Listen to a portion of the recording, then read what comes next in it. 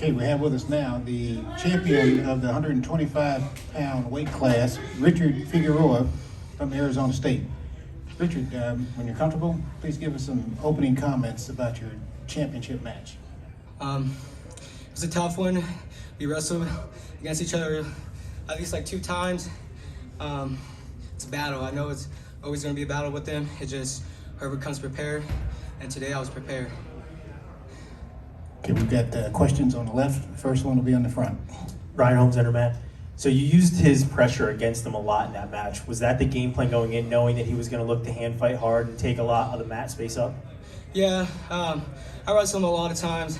I just know he wants to wear you down, but I'm too slick. I can score from all positions, and I believe in my training and my coaches. We prepared for it, so it's got the job done. Okay, let's go to the back on the left. Kyle Klingman, Flo, how much did it take? What did it take to get to this point?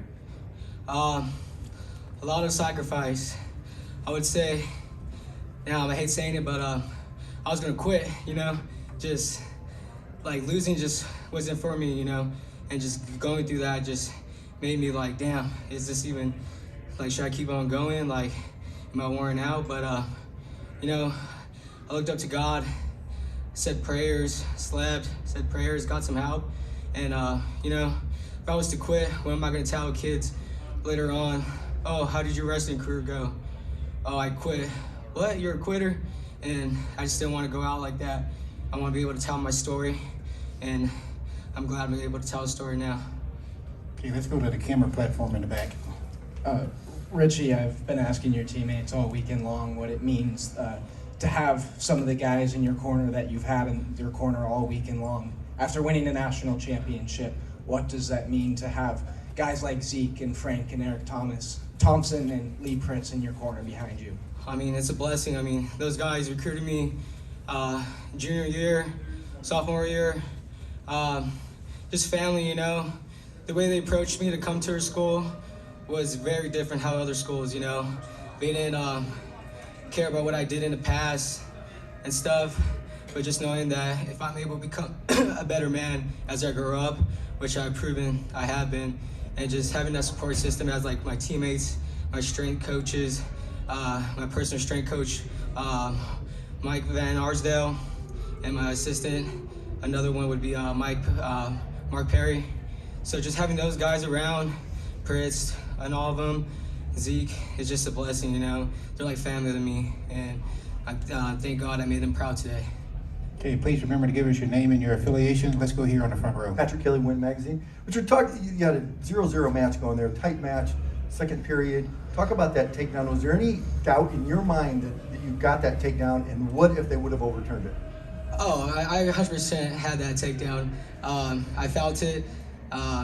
You know, freestyle plays a lot in it. I watch a lot of Russians, European wrestling, so just be able to, you know, use that into my matches in folk style helps a lot, because these guys don't know what to do when I do these moves, so that was a big part of it. Okay, let's go here on the right here on the front. Enzo Fano, USA Wrestling. Just wondering, Richie, did your junior world experience, being 3-time world team member and a silver medalist, help you out and kind of remain calm because you were in these big situations? Yeah, you know, just the atmosphere. I mean, it's not as big as like the fans, but those fans over there, they're bringing horns, they're bringing like drums, you know, like Iran has their little chants, like dun dun, like, so it gets as loud as over here. So just having that capability and bringing and performing out here just makes it easy, you know. I love the big crowds. I love, it's like Gladiator, you know, like, are you not entertained, you know? So it's a fun experience. Okay, let's go over here on the left. Richie, obviously you were able to exploit a lot of those things against him in that match, but what was the game plan going in? You said you knew he had a lot of pressure that he was going to try and put on you. Did you see something once you got in the match that really helped out? And what was the difference for you also going second instead of normally going first as a 125? Just that pressure, you know. Coach Zeke, you know, he's the best in the world technician. So just having that in your corner and doing drills in the practice room when people is pressuring you, you know, he's like, oh, the Big Tens, we like to grab, we like to pull, and we got something for them every time we do that. So just having that in my corner is just a blessing. And going up second, It's all right, you know. I don't really care. My job is to get it done, you know, and win. That's it. Okay, please give us your name and your affiliation. Let's go right here. Brady Poplar, Inferno Intel, Richie. It was your first time in the tournament and you won it all. What does that mean to you and the ASU wrestling program as a whole? It doesn't stop, you know. One title doesn't mean it's the end. I got to go for more than just 1, 2, 3, as many times as I can. I'm going to keep going, go with my hardest, and being able to rep Arizona State University is a blessing, you know. They provide me with a lot of things, the athletics, the academics, and just having that as my support system is a blessing, and I wouldn't trade no other. Okay, anything else for Richard? Okay, let's hear on the front row. Start us off with your name and your affiliation, please. Dominic Campbell, Pittsburgh Sports Now. Richie, I think you're the lowest seats ever win a national title at this weight. I mean, what does that mean for you? Just to, put the doubters wrong and just do what you did this past weekend. You know, my dad would always say, because I would go to Tulsa, you know, just big tournaments at a young age and competing for like Trinity, like I said, Tulsa, Oklahoma, and all those big things. Seeding is just a number, you know. No matter who they are, seeding is just a number. And that's how I approached it. Seeding is just a number. I take these guys out one by one, which I did. I said it, I posted it, and you know, just believe in yourself and don't give up on yourself too. All right, there. Oh, you know, someone need these right now? No, they get their own. Keep them. Okay. They're yours. You want these? You want this or you want a shirt? Thanks. Yep. Thanks, Shar. Use your water bottle.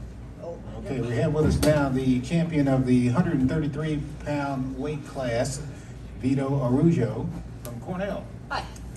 Vito, when you're comfortable, if you could give us some opening comments about your championship match. You know, that was a doozy. Partially because I'm still a little dizzy from that.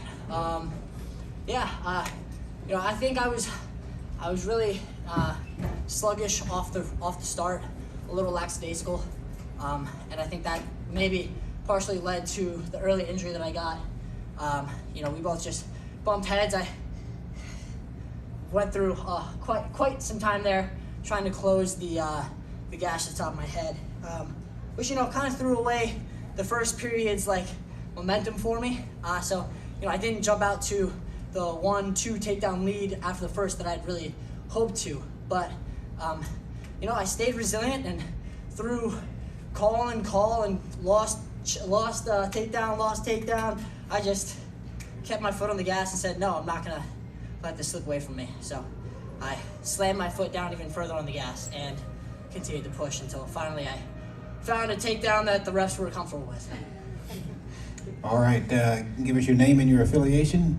Let's go here on the front row. Okay, Mike with Vito. Last year you beat Art Rome by Young, who was apparently they couldn't score on. You found a way to do it, just like tonight. Also, when the second takedown was not allowed, what did you say to the official? Oh, when I was yelling at him? Yes.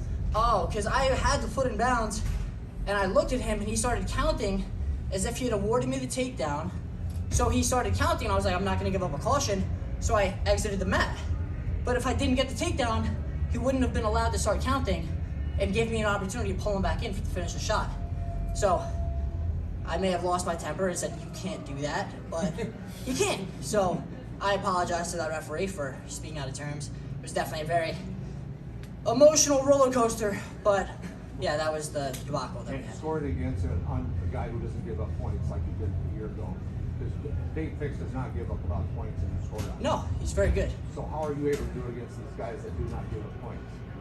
Just as Dayton's, you know, one of his best abilities is defense and really denying people those scoring opportunities. I say that my thing is getting to those offenses. You know, I find holes, I create motion, action, and I win those positions. And that's something that, you know, I think I do a very, very good job of. I think it's led me to the success I've had in every aspect of the sport.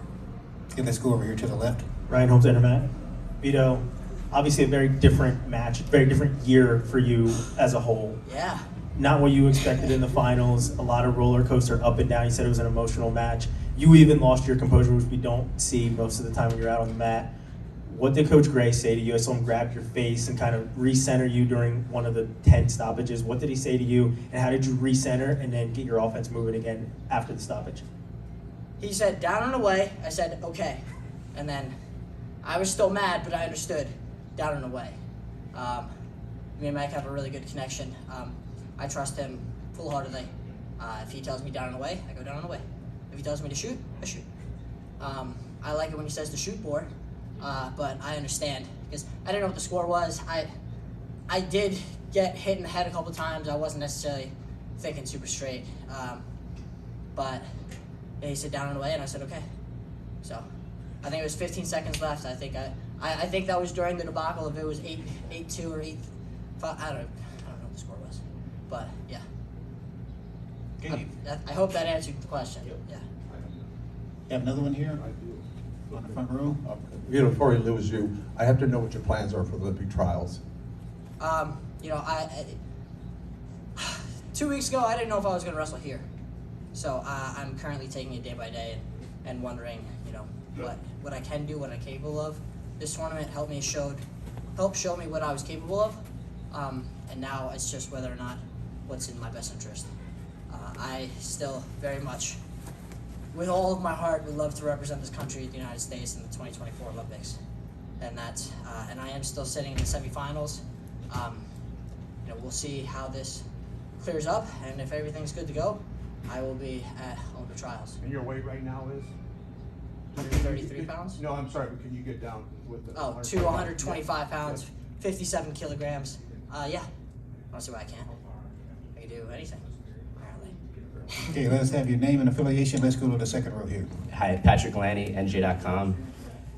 ESPN clocked that match at 21 minutes. I'm curious if where that ranked in the longest bouts of your career, and was the length, the stoppages, the chaos of it all, did it affect you? 21?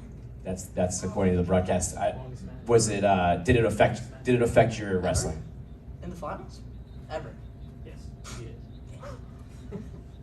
Got their money's worth. No, I mean, like, yeah, I thought I had a really long match at EIWAs. I had like a 12-minute match. I was like, wow, that was long. But yeah, that was a bit, that is everything that I am bad at. Stops in motion, no momentum, able to be pulled, you know, multiple stoppages for blood, just smacking my head. This is just terrible. No, I don't know if a single call went my way, but just persevering, staying in there, get your head down into the fight and just let it rip. And I think that's what I did. And Okay. just to follow up, were you frustrated with the officiating in the match? I don't know a sane person that would be in my situation, but at the same time, right? The reaction time, everything. I'm not mad at the refs, you know, whether or not you know, whatever. I was just frustrated in what was happening, and the fact that, you know, yeah, I may be a little dazed, and I was losing a little bit more blood than I would have liked to, but ultimately, you know, adversity, and we challenged that. Okay, let's go on the left side in the back. Kyle Klingman with Flo. If you said you were not maybe ready after EIWAs, what did you do between then and now to get ready? At EIWAs, I was still very much concerned with you know, my injuries. I was very much trying to limit contact with my head and my neck and my everything, and I was trying to like kind of wrestle but not really hurt myself, which, you know, just doesn't work. Doesn't work in the level that I wrestle at. I need to be able to, you know, put my body on the line. I have to,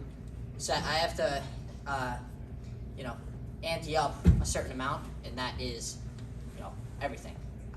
I have to put everything on the line in order to go out there and wrestle the way that I want to. You know, we noticed after AIWAs that, you know, I tried to be really careful and I didn't hurt myself at all. So we got back and we're like, let's just see where we're at. So I had a really, really just grinder every day. I wrestled with Yanni live a couple goes at practice, and, you know, I took some good hits to the head, and to my surprise, you know, it wasn't nearly as bad as I thought it was.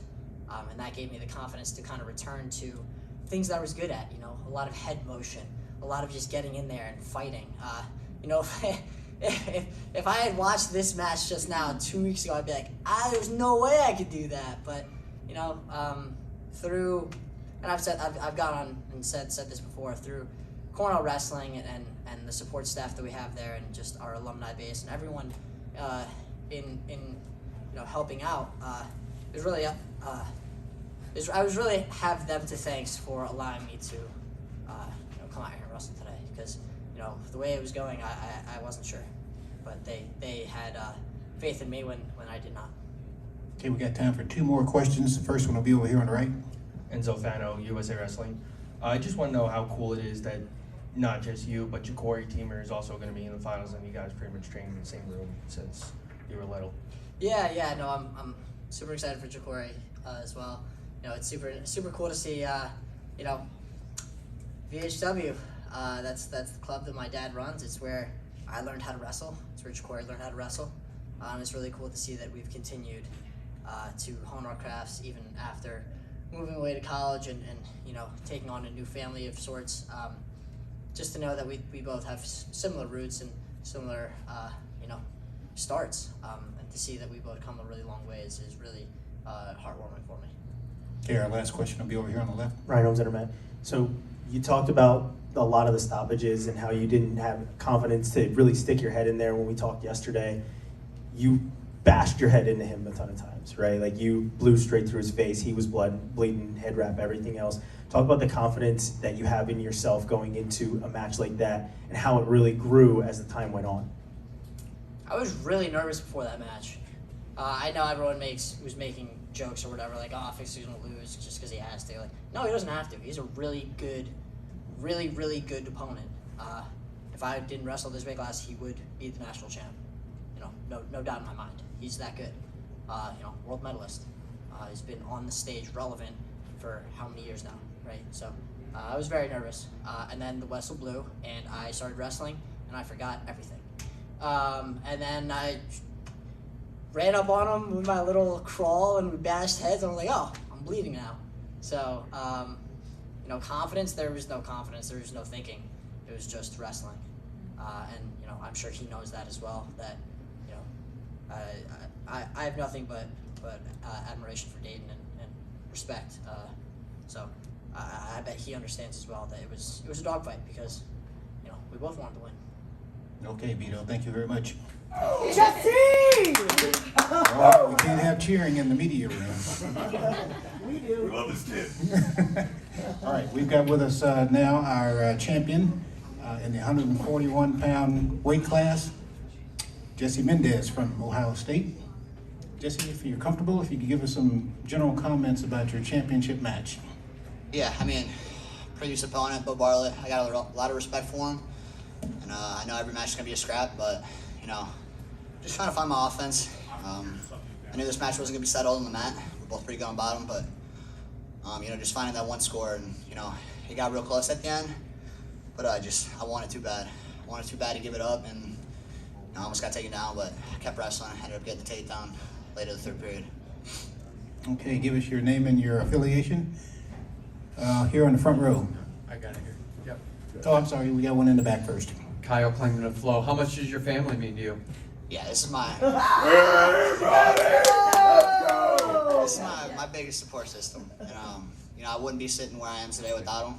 They've sacrificed so much for me, and you know, I'll forever be for them. Okay, here on the front row. Mike Finn, what does it take to win these close matches, and how did you develop this skill that you are successful at winning these close matches? Yeah, I think I was raised this way. I grew up competitive, and, you know, I've worked too hard since a young age to lose matches like that. And you know, it would be a waste to lose a match at the end of a period like that and just not wrestle all the way through it. So, you know, I think I put too much effort into the room, and, you know, I do every little thing right. So, you know, just keep wrestling hard, and, you know, that's what I do. Okay, let's go over here to the left. Ryan Holmes, Internet. Jesse, it was apparent from the start of the season that you were going to be ultra competitive. You looked great up at 141 after coming up from 33. What was the change in you that allowed you to let your offense go, and how did that transition into that match in your final match of the season? Yeah, I think it's just mentality. even that national tournament last year, wrestling the most minutes in the tournament. I think I wrestled something like 65 minutes with 4 triple OT matches. So it's, you know, I think I just took some time to sit down and be like I've never been a guy that wrestles close matches, and you know, I want to be dominant. I want to be wrestling for a Hodge Trophy, and you know, you can't get a Hodge Trophy, win it by 1 point. So you know, I think that was just a mindset switch. Okay, let's go here in the middle in the front row. Dominic Campbell in Indy Sports Now. Jesse, you lost to Bo back in February, but you beat him in the Big Tens. Now you beat him in NCAAs. I mean, what did you learn from that first matchup that got you these past 2 wins, these last 2 matches against him? You know, just let my gun sling. Again, I put too much work into not wrestling to my full capability, and you know, I said it in an interview earlier. I fear no man, and you know, regardless if he's got a Penn State singlet on, whatever singlet, I got to wrestle it the same. So that's what you've been saying. We're gonna go back into the left in the back. Kyle Klingman, Flo. Again, in the semifinal interview, you talked about Sammy Sasso. Now that you've won, could you reflect on what Sammy Sasso meant to you? Yeah, I mean, that was my main training partner when I first got here, and he took me under his wing pretty early on, and you know, he's super like-minded with me, and you know, I really do wish he was sitting up here with me at the top of a podium in another weight class, but you know, he's gonna be back, and we're gonna be back to back, and it's a scary sight to see. Yes. Yes. Okay, now we've got our champion from the 149-pound weight class, Caleb Henson from Virginia Tech. Caleb, when you're comfortable, if you could start us off with some general comments about your championship match. It was a lot of fun out there. I was just grateful to compete in such an amazing arena, and to have the health and the focus and the clarity to get it done. It was truly a blessing, and it was a lot of fun out there. Okay, we've got a question for you on the left in the back. Kyle Klingman with Flo. How do you go 1-0 yesterday and 15-7 today? That's what I told you. It was a weird match for me yesterday. I'm not used to 1-0, and I knew Gomez was going to let it fly a little bit more. He's got a wide set of offenses, and I was going to come out there and let it fly. And when 2 guys like that have 7 minutes, you're going to see points on the board, and that's just what happened. Okay, let's go to the front row here on the right. Patrick Kelly, Win Magazine. Caleb, expand on that a little bit, specifically talking about that explosion of scoring in the second period. Were you surprised as much as the fans were? It was just incredible. Yeah, I mean, I'm always looking to score, and when the opportunity presents itself, you take advantage, and I was able to secure a couple of those positions, and one thing led to another, and when I looked over, I had 15 points, but 3-point takedown now, you can't get too comfortable. You can come back real quick, so staying focused and trying to get the tech was the goal. At that point, you start setting bigger goals as the match goes on to keep pushing yourself. Have one here in the middle for you. Cody Parker with Georgia Grappler. Caleb, Gomez's offense is obviously kind of what he said earlier. It's just off the walls. Was that your mindset going into there? Just like, got to make sure that you can't fall for any of that. Like, I think he hit a Misdirection. Yeah, on you right there. I was like, oh. Yeah, yeah. I mean, definitely respected his offense a little bit more, and I knew he was going to come at me, like I said earlier, and that gets me excited, and it makes me excited to compete, especially for the fans. It's fun when you can see 2 dudes scrapping rather than sit in front of each other. So, I mean, yeah, I was anticipating it, and he didn't let me down. He brought it, and I was willing to bring it back, and ended up on top. Awesome. And then just one more, Georgia's first ever national champion. How does that feel? I beat you, Jackson. Pretty awesome. That's all I'm going to say. Okay, back here on the front on the left. Ryan Holmes, Intermat. You said you knew he was going to come at you. What was your game plan to stop his dynamic offense and make sure you could get to yours? Just make reads as the match goes on. You can watch film, but at the end of the day, you can't really detect what he's going to do until you feel it. And I gave up one early, made some adjustments, and was willing to let points come on the board and not let that stress me out. And just know that I got 7 minutes of mat time, and I'm going to make the most of it and leave no regrets out there. Pound weight class champion, Levi Haines from Penn State. Levi, when you're comfortable, if you could get us started with some general comments about your championship match. Yeah, it was fun. All right, we'll go to questions then. We'll go over here to the left. Ryan Holmes, Intermat. You said it was fun, but it wasn't a lot of action, and we've seen a lot of action come from you this year outside of a couple of matches. How did you maintain your composure and get to your offense, and were you surprised that he took neutral in that third period? No, I'm not really surprised they took neutral. Done an exceptional job in this tournament, riding tough on top, so that goes a long way.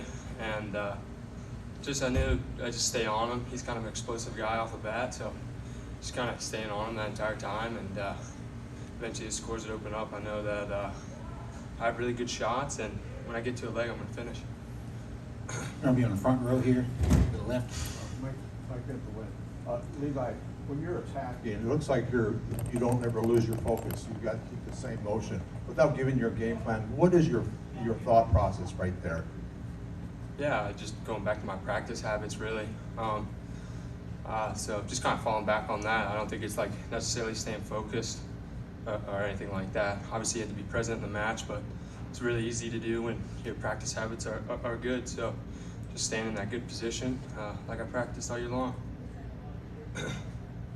Right here on the front row. Dominic Campbell, Nittany Sports Now. Levi, I mean, last year you lost to O'Connor in the same stage, and now this year you're on the top of the podium. What does that mean to you, just going forward in your collegiate career? Yeah, it doesn't really mean too much different to me. Obviously, everybody wants to win, and so losing last year may have been one of the best things that ever happened to me. In the moment, it wasn't like that, but you know, I think I'm just more proud of this year because I went out and just competed free. And I wasn't worried about losing, so that just means a lot more to me than winning or losing. We're still on the front row here in the middle. Tim Carlson here. But Levi, now the team title for Penn State, probably a couple more individual titles for you guys. Just what have these 3 days been like for you taking over? Yeah, it's been a lot of fun. I see the work these guys put in all year long, and they helped me get me to this point. So I'm just blessed to have teammates like I do, and the amazing coaches that I do. So yeah, I feel very blessed to have these opportunities. Still here on the front row. Levi, I'm not sure you use the word dynasty, but most people think Penn State has a dynasty. You're still relatively young. People would ever wonder, when would this end? You're part of this future. Tell me, could it ever end? I mean, I guess there could always be an end to everything, but I like to believe as long as Coach Cael's there, it's probably going to keep going on. We're over here on the left now. So you talked about losing in the finals last year and the pressure and worrying about things like that. What did you take from taking the atmosphere in last year's finals that you took into your mindset for this year? Yeah, I don't really think the atmosphere had much to do with it. So just wrestling at big stages all the time is like we wrestle at Penn State, we wrestle out in front of sold-out crowds all the time. So very similar atmosphere to here that we have at home dual meets, which is a blessing because then we kind of practice all year long like that. So I don't really necessarily think about the atmosphere so much. Okay, we're gonna be over on the right, second row. Levi, can you just talk about your family and the people behind the scenes who have really helped you throughout this journey? Yeah, my family's the best. I have the best support system. Yeah, they're just the best. I don't know what really else to say about it. I hope they know how thankful I am that they did all this to help me get here, and I'm just super appreciative to have them here. I know it's kind of a long travel and stuff, so it means the world to me that they could be here to watch. Okay, our 165-pound champion David Carr from Iowa State is with us now. David, when you get your breath, can you get us started with some general comments about your championship match? Like always, all glory to God. I prayed before the match, give me unlimited energy and focus. And when I was out there, I just kept telling myself, just focus and keep wrestling hard.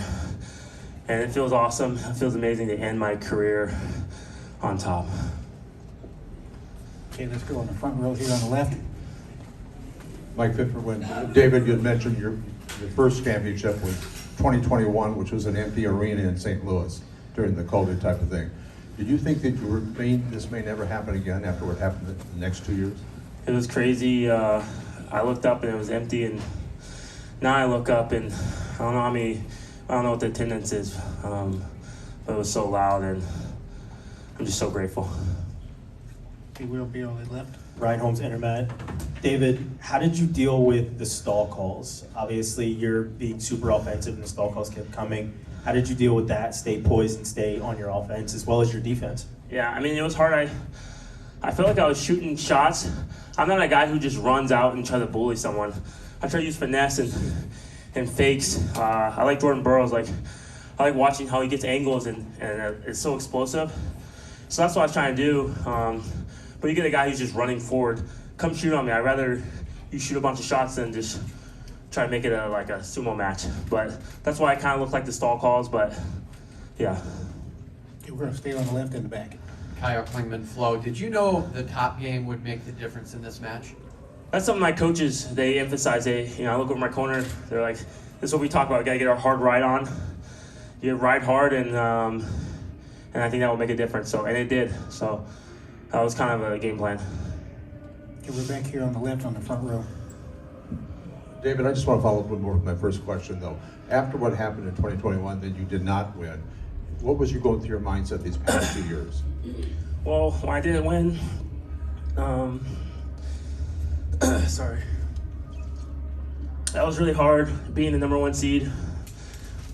I had to wrestle back, and I had a lot of encouragement by Brooks, my dad, my family. But I remember I said in that interview, I'm going to come back better for sure. The next year I got second. This year I got first, third, second, first. So I got better, technically. Just not, I got, you know what I mean. Okay, let's go over here to the right. Enzo Fano, USA Wrestling. What's next for you? Is it freestyle? Absolutely. Keep training freestyle. Take a few days off. Talk to my parents, my coaches. Start working on that freestyle game.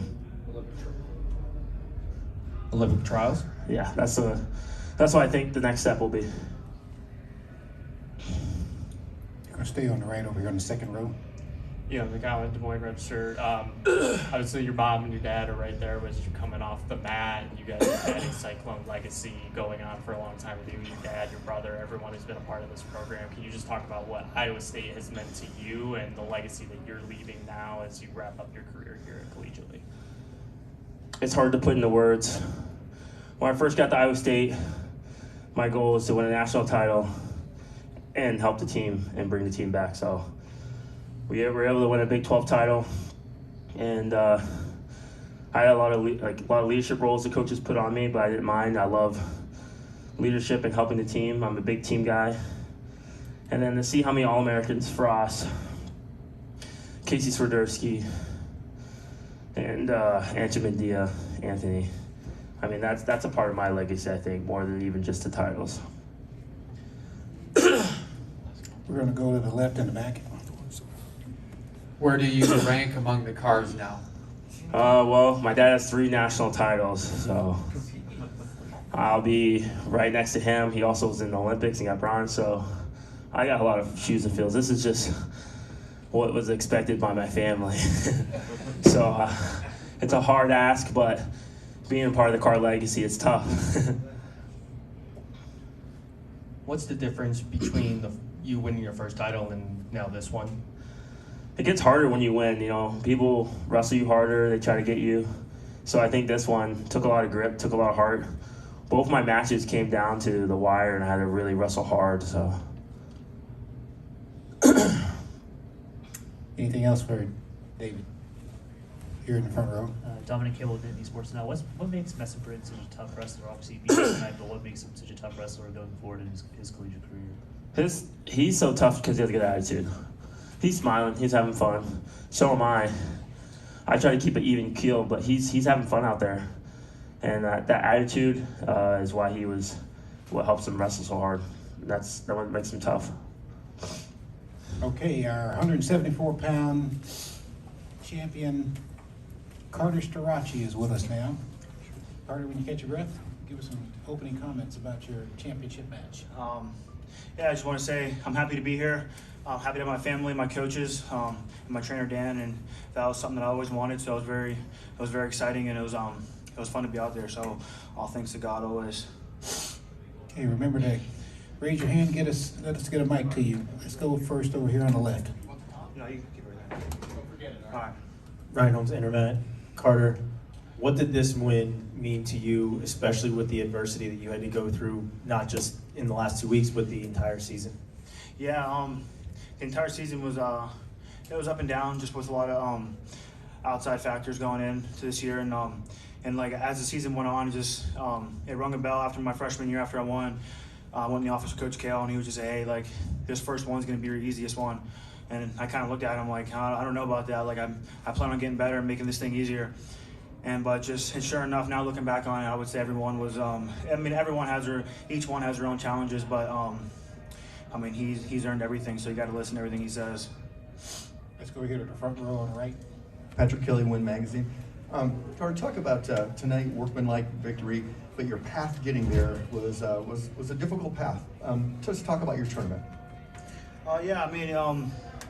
It was a fun tournament. Like I said, there's nothing I'd rather do right now in this life than be here wrestling. So I couldn't be more happy and more grateful. I don't think you can put me in a different scenario. So this is where I want to be. And as far as the tournament, it was fun seeing that I can overcome this adversity. And I think that's just a testament to like how I was brought up, my family, my parents, just always being tough and expecting nothing but excellence and always doing better. So I just think that's just a testament to that.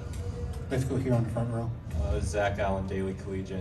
We've talked to you all season about how this would be your 4th title. You make history. How does it feel now that you've completed that task? And considering the adversity you've faced to get here, is this one a little bit sweeter? I don't know if it's a little bit sweeter. I think it's bittersweet, just realizing like, dang, I'm already a senior, and that was kind of like my last folk style match. So it's I don't know. It's just. It's hard to process all that when you're in the storm, because like you're trying to lay low and like just having Greg be up first, like I want to be watching Greg and then watching Bo and watching Mitch, but I kind of got to focus on myself because that's what's gonna help the team most. So just kind of I don't know. It's not what you think it's being on the inside, but it's just you got to be able to dial in and focus. Let's go here on the front row. Dominic Kibble in esports now. Carter, you're the 6th guy to have ever won 4 national titles, but you're also only the 2nd to have won 4 at 100, not just 174 pounds, but at the same weight. What does it mean to have been so dominant at your weight class over these past 4 seasons? That's why I do it right there. I wouldn't say I do this for like any titles or like that. Like for me, what gets me up out every bed is being able to take everybody out, and that's kind of what scratches my ego a little bit, is just knowing that there's no one that can beat me. Like the titles and the rings, I have my titles hanging up, but everything else, I really don't know where they're at. So it's just for me, just going out there and beating people. That's what's fun for me, because that kid was trying to get chippy at the end and things like that, and I'm just like thinking in my head, this is not where you want to take it, So, but we can take it however he wants to. Let's go here on the front row. Carter, it was to this day exactly when Coach Cael got his 4th. So to be able to accomplish that, looking back over that history and knowing what he's meant to you, can you put that into words? Yeah, I think Coach Cael was the first wrestler to win 4 titles with an African American coach, and he just. Well, I'm half black, but and Aaron's also half black, so if he wins, that'll be an African American right there. So he'll be the first coach to coach an African American wrestler too. So it's funny how history repeats itself a little bit. So that's pretty interesting. And it's cool, just like I said, just seeing how those coaches, how much they care about us. It's something that I never experienced before. Just me growing up, I was always so hungry and always so driven to get better, and it was really rare to find that. And then it's coming to Penn State, like just everyone's like that, and it really starts from the coaches. They're in their late 40s, and every Saturday morning they're doing our workouts. This morning I was a little heavy, and then a little more than I wanted to be, and then Coach Cael was right there riding the bike with me, and he's just looking around like all the other guys warming up. It's their coaches are on their phones, and I'm just like, this dude's in that foxhole with us, and that's just I think that means more than anything. Let's go to the left on the 3rd row. Hi, I'm just curious if you could talk about your injury at all and how limiting that was in this tournament, and what it was like to wrestle with that injury. I have no comment on the injury itself. I chose to come out here and wrestle. So with that, the mindset's just you can't really you can't really have the excuses, or and for me, I feel like even talking about it really doesn't do any justice, because that's in the past, you know. And I'm moving forward. I'm focused on healing, and we made a lot of progress. And just like I said, it was a long road. Like 12 days ago, I wasn't even walking. So and just, I don't know, it's just a blessing. And then even the Big Ten situation, obviously, I wanted to wrestle and I was ready to wrestle, but just having my coaches on my side and things like that. So I was frustrated at the decision and things like that, but it's just all part of it, you know. It's just all one big storm. It's all one big story, and this is my story, and you just got to take it a day by day, honestly. Please remember to give us your name and your affiliation. Let's go here on the left, and then we'll come over here to the right. Christian Piles, FloWrestling. Carter, you've been talking about the Olympic trials for some time now. Is that still your plan, to wrestle in a month at State College at the Olympic trials? And is your plan still to wrestle 74 kilograms? Yeah, that's the plan. Yeah, and I mean, I've even had some doctors ask me, like, hey, what are your goals and things like that. And then I obviously told them I want to win nationals, win the Olympics, and then they're like, all right, what's more important? And I said the Olympics. And so then there was some discussions about not wrestling this tournament and things like that. But just, again, like me as a competitor, I mean, it doesn't sit right with me watching my guys go to war. I'm just cooped up and just watching. That's just not how I am. That's not who I am. So and yeah, the plan is 74 kilograms in State College, April 19th and April 20th. Cool, thanks. Let's go here to the right in the second row. Bob Maieri, Pennsylvania Wrestling Roundup. What are your chances of coming back for year 5? I don't even know, man. I haven't even crossed that. I haven't even crossed today's road yet. Just like I said, it's been a long journey. I love wrestling. I don't love school. So we gotta I don't know, maybe do any mini mo and see where that lands. Like I said, I'm not even thinking about that right now. Let's go to the in the middle on the back row. Lee Schneiderman with Titan Mercury Wrestling Club. Carter, can you talk about just what it means to have represented Penn State University in that singlet? You know, it has a rich tradition. The last 13, 14 years have been amazing with Coach Sanderson. What does it mean for you to be, a huge part of that culture? Yeah, I mean, it's a dream come true. It's one of those dreams that me coming into Penn, I mean, I think when I was getting recruited, I didn't want to come to Penn State just because my family wanted me to go to Penn State so hard, and I was just like, yeah, I don't want to go there no more. And so, but just after getting over that hump and kind of realizing what's best for me, I just can't really thank our coaches enough. I mean, I know we all say it and we all preach it, but I think it's something that you guys wouldn't understand. I think Coach Casey can get offered X amount of dollars to go anywhere else, and if he did, I think that program would be a chance to win a team title. But I mean, I don't see any of those guys going anywhere, and it just shows level of commitment and how much love they have for the program and just how dedicated they are. So I mean, I'm just another guy that's it's crossing through and following their patterns, and they're going to keep that tradition going. Okay, we got time for 2 more questions. Got to take her one over here. Enzo Fano, USA Wrestling. Did you know you were going to raise your trainer's hand at the end when you were celebrating with all your coaches and all that, or was that pre-planned, or just kind of in the moment? It was kind of in the moment. I had some thoughts what I was going to do, and I didn't do any of them. But yeah, it's just, I don't know. Like I said, I mean, he's the man behind this whole thing. I mean, without him, like, who knows where I would even be, and just his level of expertise. I mean, when you go in the Penn State room and you look back, like the entire years back when Penn State Wrestling first started, he's in the same outfit smiling. So he goes way back, and he's definitely a legend. So just I think us wrestlers get all the credit all the times, and I don't know, he's the real champ tonight. Okay, one more. Any takers? Nothing. This is it. Yeah. All right, our 184-pound champion is Parker Keckeisen from the University of Northern Iowa. Parker, when you're comfortable, you give us some opening comments about your championship match. I just want to thank God for the opportunity. He's blessed me with great parents, great okay sisters, great teammates, and I don't know, great coaches. So great leaders, great acts to follow. So I'm just grateful for God. All right, sounds good there. Our first question is going to be over here on the left. Right, Holmes Intermat. So you talked last night about wrestling the same guy. You used to hate it, and then you realize you're not wrestling the same person. So what was the game plan going in, knowing that he had felt some of your pressures and some of the things that you do well as trying to stop him from getting to his offense? Well, he got that one lefty high crotch. So that was a game plan. That wasn't a game plan. That was just a weakness in my wrestling that we found out and got better at. After the first time we wrestled, he took me down there, and then I just, I don't know. I know Roper told me I got, my offense is better than his defense, so just trying to get the legs, and like I said, the amount of finish work we've done, right guys? Finish on edge is a lot, so get to where we're good at. Hey, And let's that go. was the game plan. So, if that Front row on the left here. Parker, Mike Fifth from WIN. Can you talk about the historical perspective that this has on the Northern Iowa program? In 2019, I think was the last time. That's when they were recruiting you, or you were a true freshman. What was happening back then that you liked about UNI? Well, Lee Roper and Doug Schwab. Lee Roper, he's a lot like Max. Max, my club coach, technique guy, technician, love the sport. It's not saying I think other coaches don't love the sport, but it was just like they clicked. And then Doug Schwab, I would say, would be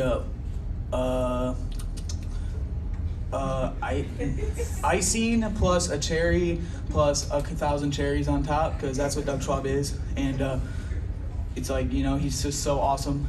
And you know how he cares more about us being better people than wrestlers. And I don't know, like, yeah, this is cool, but this is just a day on the calendar. It's like, how am I going to be there other 364 days? For the fact that they had a national champion. Oh yeah, they had a national champion. Well, I actually like to. Doug said that at one of our homecoming practices, so I committed before Drew won it. I just want to put that out there. No, but just like, when Drew won it, it just like, it almost secured my thought process, right? It's like, dang, you can win here. And I was planning on winning here, but like, dude, you can really win here. And seeing Drew do that was super, super cool. And I remember being in my buddy Brandon's basement watching him win, and it was super, super cool. I'm like, dang, that's awesome. And then I get to wrestle with Drew, and yeah, he's a great role model. He took me down to Big 12s my freshman year, so it's he's a blessing. If that answered the question. On the right. Well, Parker, Jim Nelson, Waterloo Cedar Falls career. 5 for 5 bonus wins. First Northern Iowa undefeated national champion since 1963. What's that mean to you? After our last duel, me and Rope sat down, we put a goal to try to bonus everyone through the end of the year. And I feel like it eased my mind, so I think that's just proof that when you write shit down, you can achieve it. And when you do, I don't know, we did this whole thing. It was like, how does this bleed into being a national champ, bonusing your way?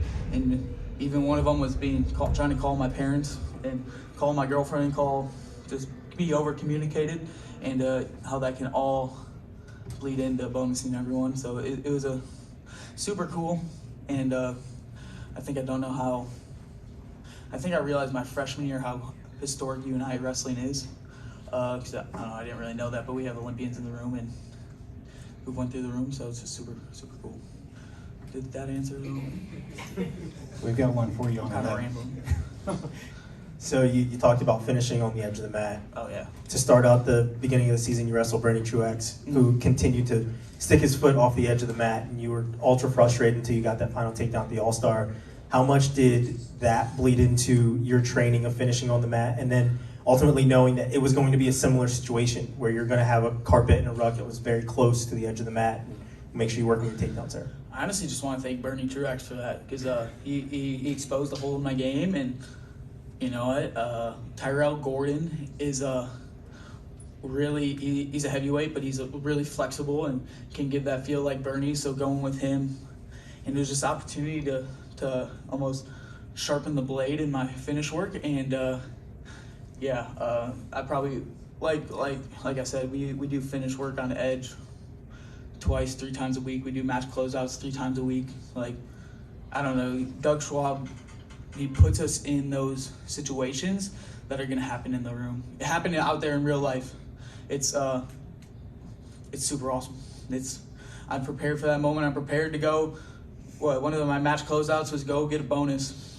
You know, 30 seconds left, you gotta go get bonus. So it's like just putting yourself in those situations in the practice room and making it real, bringing, where are we, Kansas City to the room. So we try to bring Kansas City to the Mat Club each and every day. Let's go to the second row here on the right. Yeah, McAllen, Des Moines Register. Parker, you mentioned to us at Media Day that you're going to be coming back for that extra COVID year. I mean, I know you want to celebrate now, but just how much does this lead into next year and trying to improve on it, and how do you just kind of build off this? You gotta get better each day. I'm sure there's flaws in my game that, sorry, I'm watching that match, Loki. But, there's flaws in the game that I need to get better at, and I'm sure we'll watch film and I'm sure we'll watch film and we'll try to get better each and every day. Yeah, goals are cool, but I think they're I need a word check. I think they're the outcome. They're the outcome of daily habits. So it's like I'm just gonna try to get better each day. Yeah, at wrestling or get better in my faith, get better. I feel like that's kind of my goal for the day. Now, if I ain't growing, I'm dying. So if I'm not getting better off this tournament, what's the point, okay? So it's like I got to get better. Got to get better. So we're gonna get better. Probably back in the room. Probably not Monday, maybe Tuesday. Rest Hap. There we go. Let's go here on the front row. A little lighthearted question here, a little off topic too. About a month ago, there was a sumo match at the McLeod Center between two relatives. Did you have any advice for the loser? I don't know. Well, Hannah's the most athletic person in the family, right, right, Dad? But no, that sumo match was I wish I went out and watched it, but I got to see video, and Emma was a college athlete. So was Hannah, but Emma, you had to get low to get those girls off their feet, bro. In soccer. So, but shout out Hannah. You know, Dad's favorite. Our 197-pound champion this evening. Aaron, can you just get us started with some general comments about your championship match? Praise the Lord, man. Being able to be present tonight is a gift. You know, our team, just special night, family being here, family and friends. So I'm just very blessed that tonight played out as it did. And regardless, I'm very blessed, but it was fun. All right, we've got a question on the over here to the left, and then we're coming to the front row. Ryan Holmes, Intermat. Aaron, one of the things that Carter said was after he won his first one, he sat down with Cael and he said the rest of them are going to be even harder. Did you have a similar conversation with Cael, and how do you feel you guys have managed the pressure throughout the 4 years of winning these titles? Yeah, you know, I didn't have a similar conversation with Coach Cael, but I think that's kind of like, it's truth, you know? I think, but one thing I talked about with Coach Cael before this tournament, so different conversation, but like a target, right? And God always molds you for those things, but my whole life I've kind of had a target, whether it was just being in Maryland, and then I got known a little bit on the national stage, so it prepares you for it, you know? And I just look at it like that way, like I've always had a target, so not just me going for a fourth title, but I've always had a target on my back regardless. So yeah, we kind of had that conversation. You know, I think just that's the truth. You know, it's nothing different when you've had a target on your back your whole life. So let's come to the front row. Aaron, Nate Cobbler with the Center Daily Times. It was 20 years ago today, to the date that Cael won his fourth, finished off his undefeated career. Can you talk a little bit about what that means for you to be able to accomplish such a feat as far as getting your fourth on the same date? It's pretty cool to be a part of. When I look back at it, you know, I was thinking about it just before I came out, but I remember being 6 years old, 6 or 7, pretty sure I was 7, but there was this disc of Coach Cael, and it was like his high school national championship, or high school state finals, I'm sorry, then him in high school NHSA finals, and then his 4 national championship titles. But I'm like 6 years old, I watched it all the time. My dad, no one ever wrestled, but he brought it home and he was like, hey, this is the greatest wrestler ever. You know, he saw undefeated records, and this is the greatest wrestler ever. So I watched it, learned the ankle pick, learned a cradle, and learned a Granby roll. But then to be wrestling in this program and him as my head coach, you know, some days I look, I'm like, man, like God is great. You know, you never know where God's gonna take you. And being 6 years old in the back of the car, GMC watching those things, I didn't think I'd be here. So I said, praise the Lord. Raise your hand, we'll get a mic to you. Then we got a couple here on the front row. Go ahead, sir. Hi, Andy Elder, Lewistown Sentinel. Getting to the match, Aaron, Heidley usually makes a living off of underhooks, but you seem to take him totally out of that game. Was that part of the game plan, or was it just you pressuring and not allowing, or dictating the pace? It's just stopping matchups. I think nowadays, especially with the media, social media, everyone knows what everybody's got. People know I underhook, people know he underhooks. It just happens to be that he's right leg lead, righty underhook, I'm lefty underhook. So one of us is gonna get to it, so I don't think it was something like that. I just think I was looking to get to mine, and he got to his, I think, twice. But yeah, we just both like that technique, so. We can go right here. In esports now, Aaron, you and Carr have become the 6th and 7th wrestlers to win 4 national titles. Speak about your bond and being able to achieve such an incredible feat together. It's pretty cool. Looking back, I said when we first came in, just seeing the growth in both of us, but having someone else to be a part of that journey and do it with is a lot of fun. So yeah, we're blessed. Go ahead. Aaron, we know you guys don't, take into like milestones, things like that, but the past 3 days that you guys have had with everything that you've accomplished, with you and Carter, 4-timers, new team scoring points, new margin of victory, things like that. Can you put into words what it means to be a part of something like that now?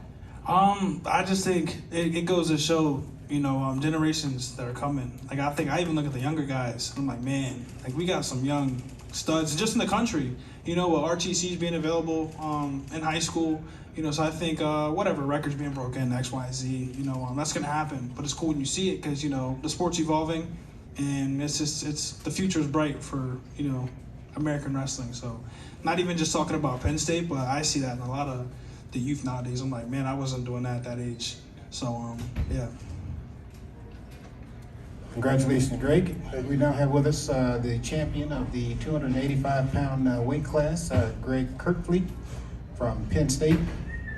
Greg, when you're comfortable, if you could start us off with some general comments about your championship match. Feel good.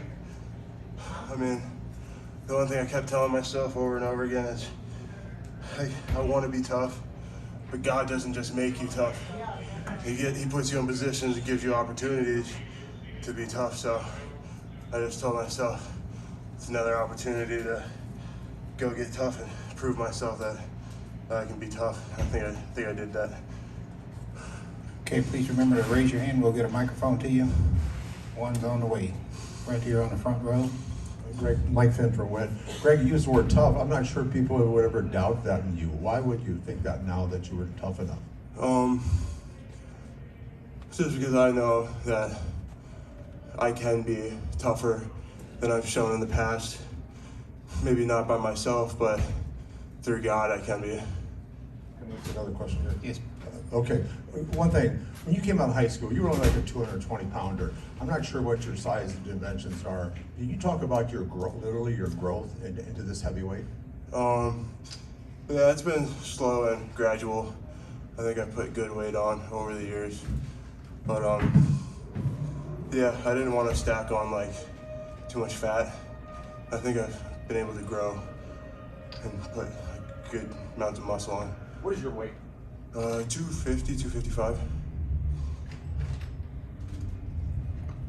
Okay, let's go in the front row here on the right. Zach Allen with the Daily Collegian. This has been a few years in the making. First you were like 7th, then you went to 4th, then you were runner-up last year. Now you won. When you talk about being tough, over the last few years, what was the toughest challenge you had to overcome to get where you are today? Well, there was some growing I had to do. And not necessarily growing in wrestling, but I had to grow in my faith. Like, I've always been religious, but there's a difference between like, being like having faith and then like living faith. And I'm not perfect, but I think I'm doing a better job at it. And I'm just gonna continue to keep trying to grow.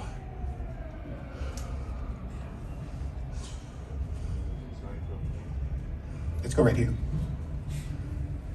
It looked like you got to his ankles a couple times early on.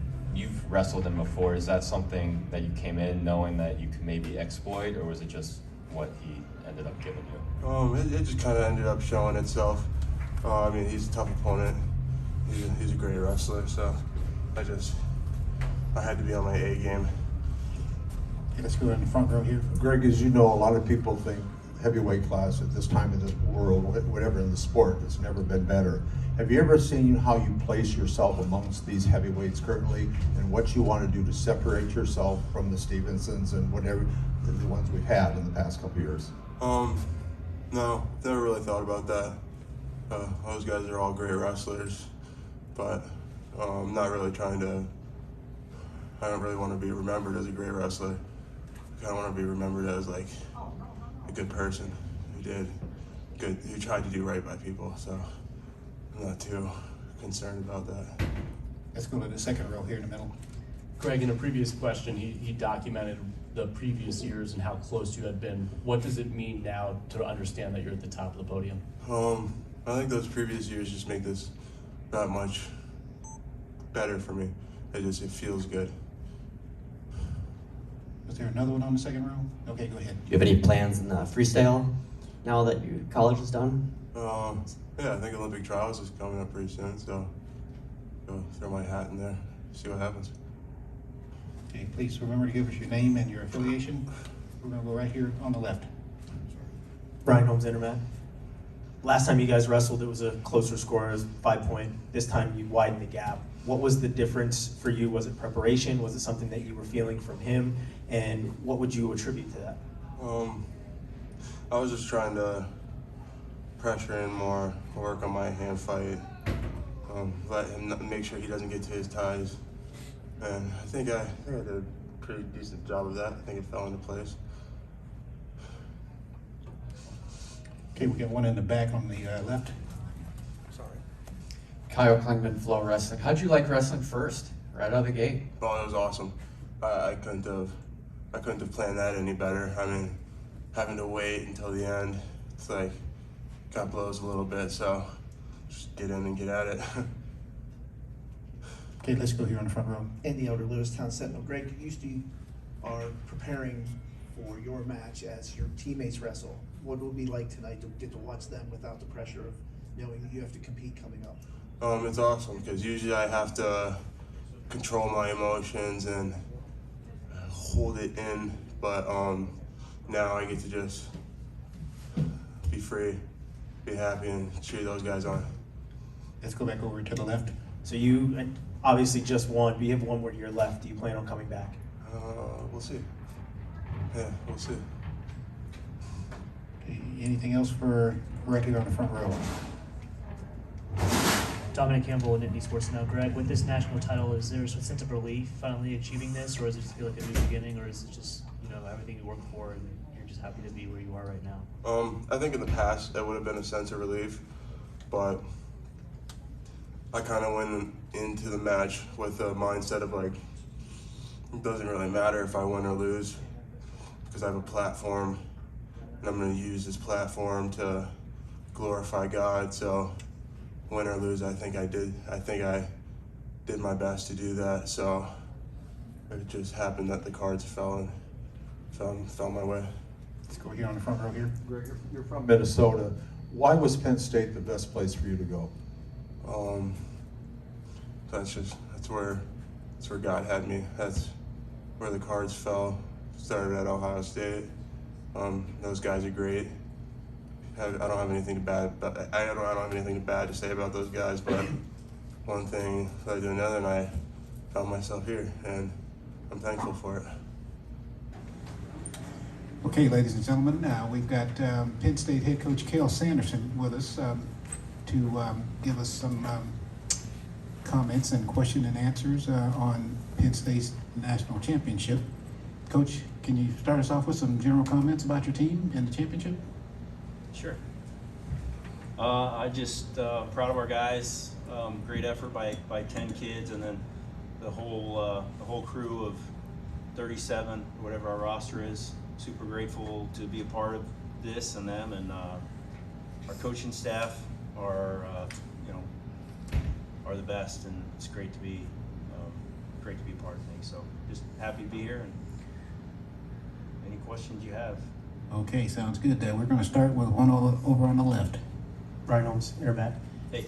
Coach Cael, you were a 4-time champion. You just crowned 2 more. What's it mean to you to be in the corner for guys like that? And what do they mean to the program that you've built since you've been there?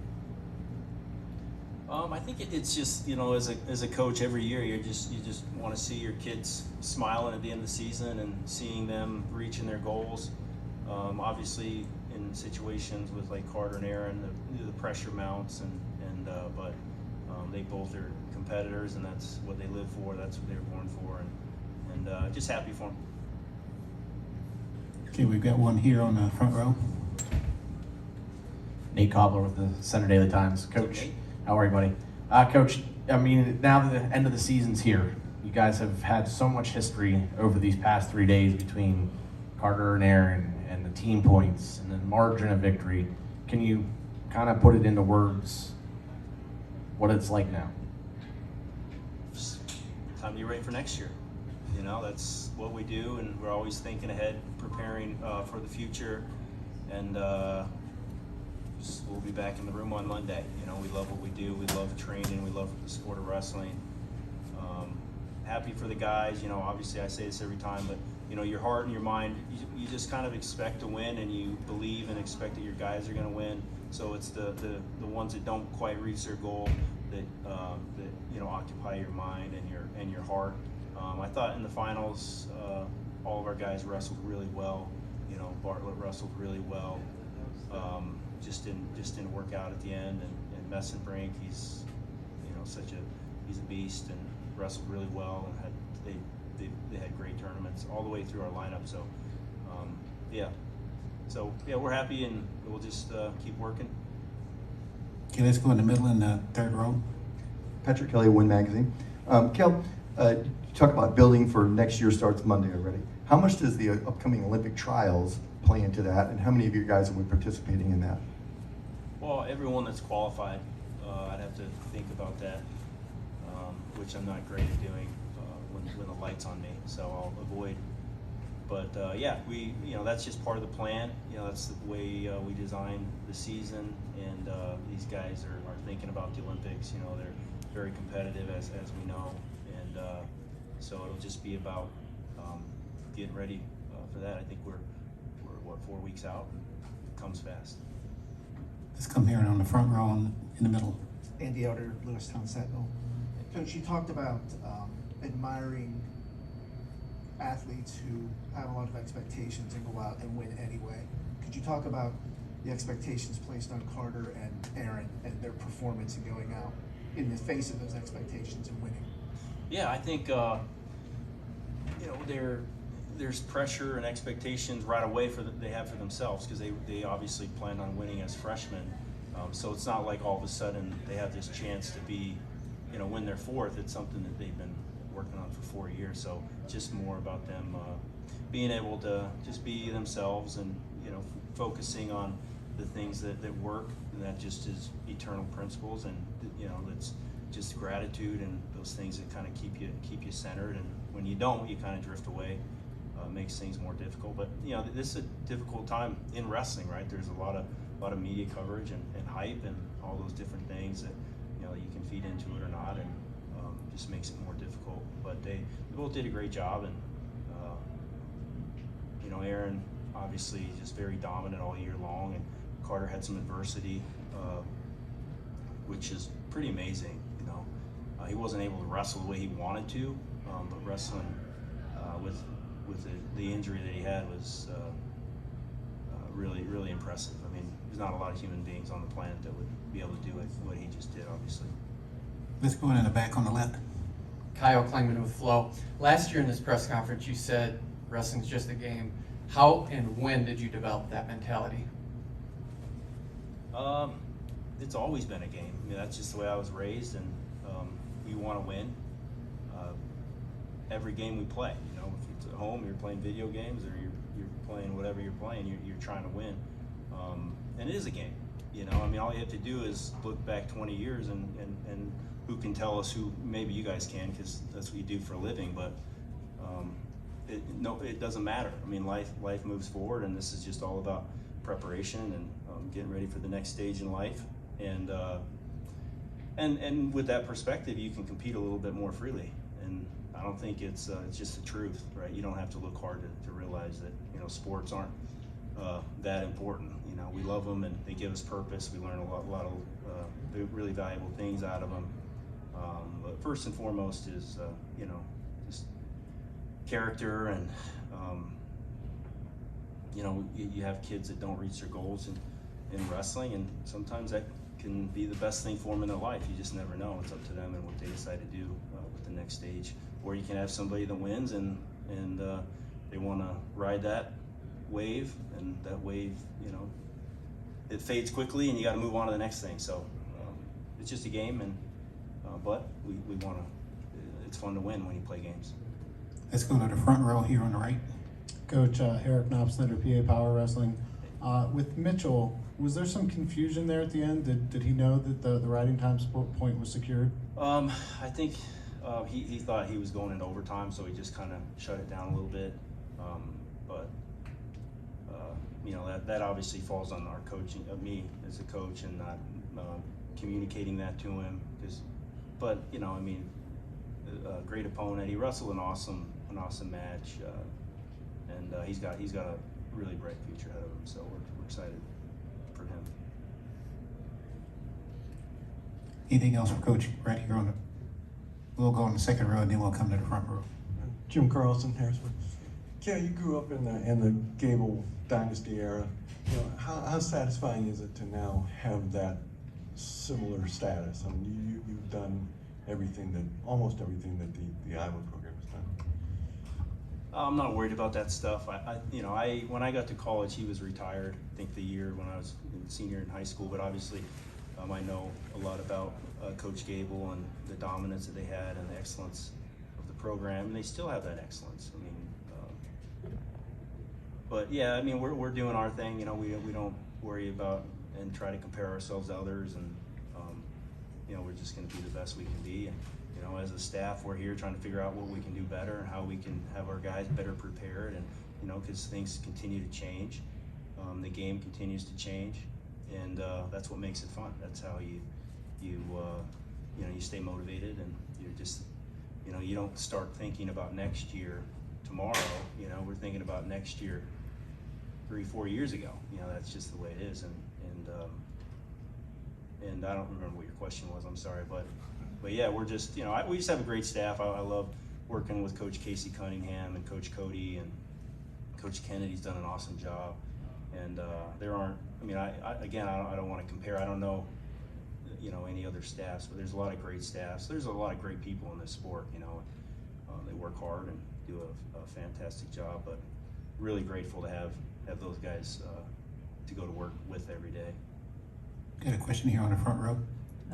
Dominic Campbell and Nittany Sports Now. Cael, what did you think about, you know, Levi and Greg? They were second place last year. Now they're on the podium, at the top of the podium. What do you think about what they did this season and just getting back to where I guess they wanted to be all season long? Yeah, I think they both they wrestled great. You know, they had that experience, and they were the aggressors and kind of went out there and got their takedowns against two really good opponents. I'm really happy for them, you know. And then the trick is just keep getting better, and let's get ready for another one. Anything else for Coach? Let's go here on the front row. Cael, I just got here, I apologize. Some people might say that State College is the center of the wrestling universe in this country. You got the trials, no, I'm sorry, I don't mean it's what you've done here in this tournament. You got the trials coming up. There's a lot of attention on wrestling in that area. What is the impact that you're having in that state? I know it's a strong wrestling state, but what does it say about the future? Yeah, we're not saying that, you know, we're just gonna do what we do every day and keep trying to get better and improve as we move along. We have a lot of support. You know, we have the best athletic director in the country right now, and we're very blessed with Pat Kraft. I mean, he loves the sport, and he's extremely competitive. It's been a huge just refresh, but yeah, we have, you know, Pennsylvania's always been known for wrestling. It's been great, and it's just been a nice combination for us to be able to get in there. But there's a lot of states that love wrestling. There's a lot of great wrestlers, you know, around the world, around the country. But yeah, we're just blessed to be surrounded by a lot of good people that love competing and love doing things the right way. Anything else? Okay. Thank you.